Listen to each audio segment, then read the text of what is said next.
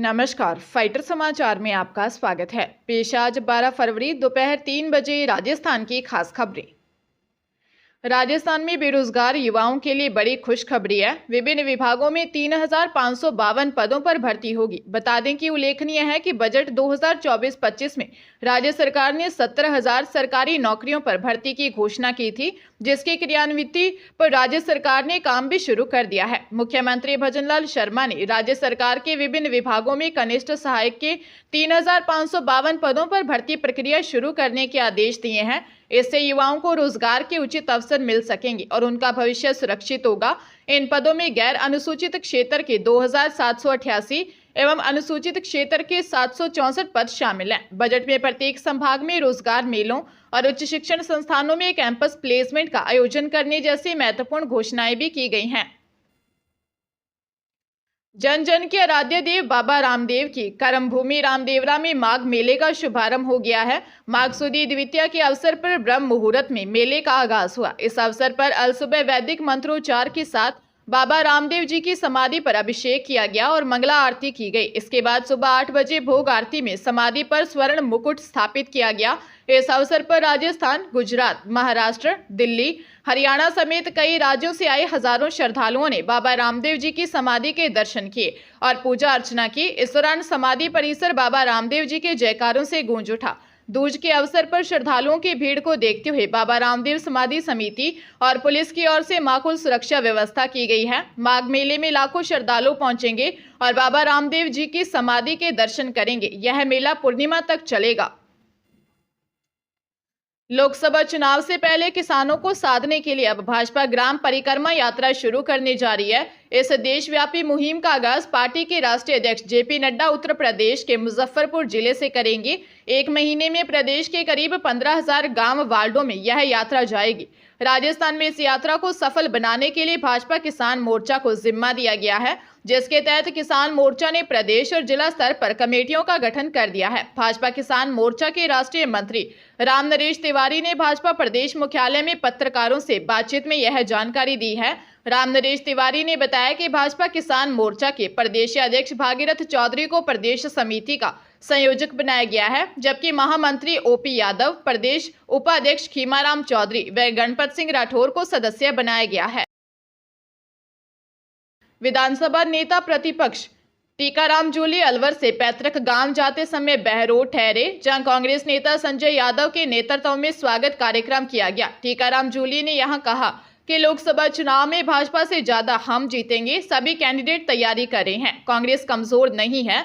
भाजपा ने पिछली बार भी जनता से अच्छे दिनों का वादा किया था। 2 करोड़ युवाओं को रोजगार देने को कहा, 100 दिन में काला धन लाने को कहा, 15 लाख खाते में डालने के लिए कहा, किसान की आमदनी दोगुनी करने के लिए कहा, लेकिन सब मुद्दों पर फेल रहे। विधायक काम कर नहीं रहे, जनता परेशान है। भगवान राम के नाम पर भाजपा रोटियां सेक रही है। सभी धर्म के लोग भगवान श्री राम को मानते हैं। देश संविधान से चलेगा और कानून से चलेगा।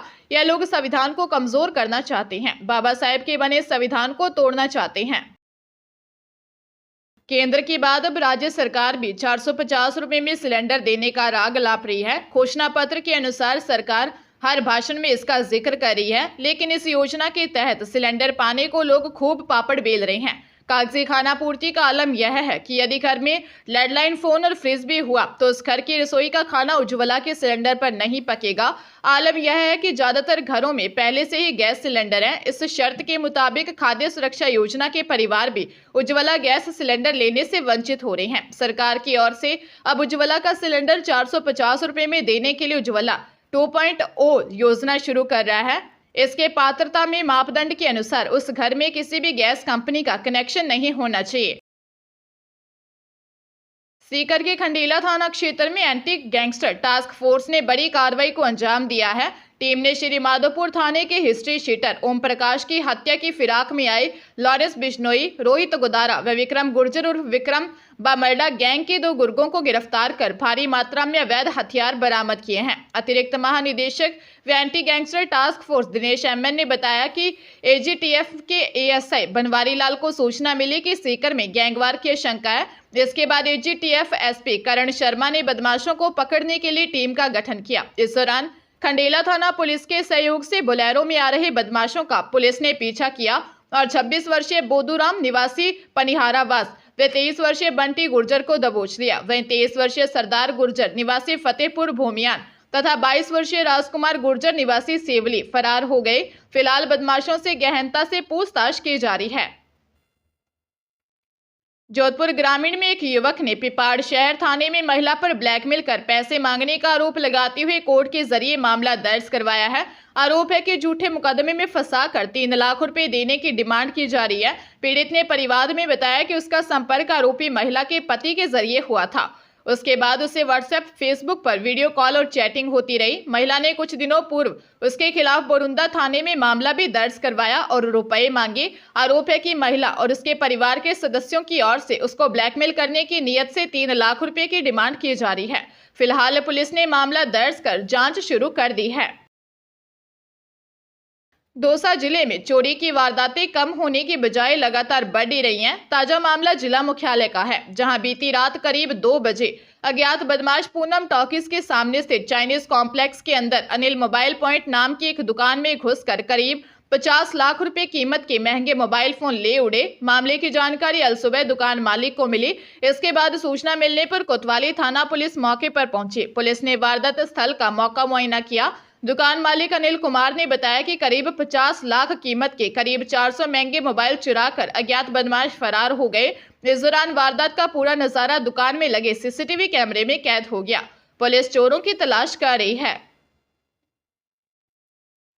सीकर जिले में आर्मेनिया में नौकरी लगवाने के नाम पर 2 भाइयों से लाखों रुपए की ठगी का मामला सामने आया है। लोसल थाने में 24 वर्षीय मुकेश कुमार ने बताया कि डिडवाना कुचामन के रहने वाले आरोपी महेंद्र कुमार व विकास कुमार उसके परिचित हैं। आरोपियों ने कहा कि यूरोप के देश आर्मेनिया में एक जॉब एजेंसी से सीधा कॉन्ट्रैक्ट है, जो आर्मेनिया में काम करने पर हर महीने 1 लाख की सैलरी देती है। आरोपियों ने मुकेश व उसके भाई से कहा कि वे दोनों को आर्मेनिया भेज देंगे, जहां उन्हें हर महीने 1 लाख रुपए सैलरी मिलेगी।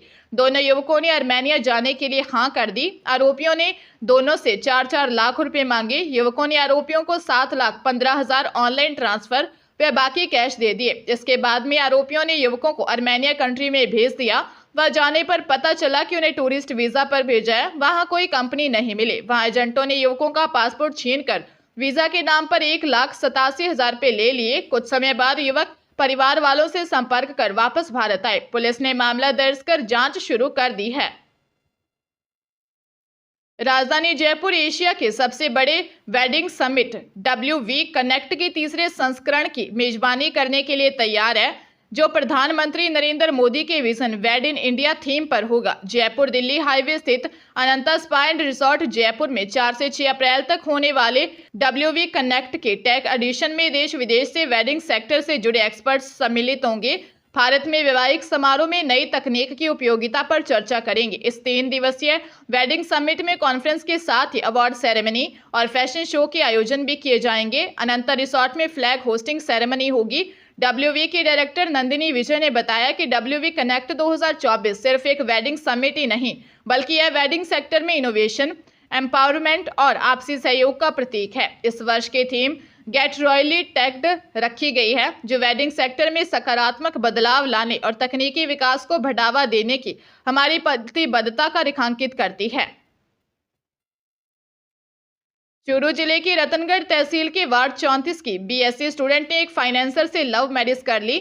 लड़के के घर वालों को जब इसका पता लगा तो दोनों को जान से मारने की धमकी दे दी। इस पर प्रेमी युगल SP ऑफिस पहुंचा और सुरक्षा की गुहार लगाई। रतनगढ़ के कॉलेज में BSc की पढ़ाई कर रही 20 वर्षीय कौशल्या प्रजापत ने बताया कि 3 साल पहले उसकी जान पहचान रतनगढ़ के ही वार्ड 25 निवासी 26 वर्षीय हरीश चौधरी से हुई।